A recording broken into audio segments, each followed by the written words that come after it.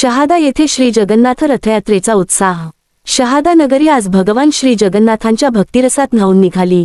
श्री जगन्नाथ रथयात्रेनिमित्त आयोजित पदयात्रेने संपूर्ण शहरात उत्साहाचे आणि धार्मिक एकात्मतेचे वातावरण निर्माण केले।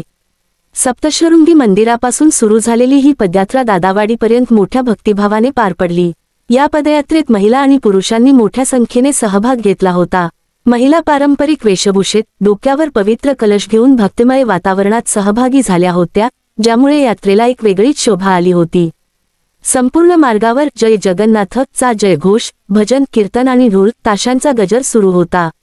भाविकांनी जागोजागी फुलांची उधळण करून यात्रेचे स्वागत केले। यात्रेदरम्यान भाविकांच्या सोयीसाठी ठिकठिकाणी विश्रांतीची आणि पाण्याची व्यवस्था करण्यात आली होती। संपूर्ण शहरात उत्साह आणि आनंदाचे वातावरण होते।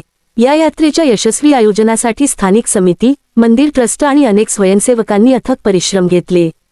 या रथयात्रेच्या माध्यमातून धार्मिक एकात्मता आणि सामाजिक सलोखा यांचा एक सुंदर संदेश शहादावासियांना मिळाला।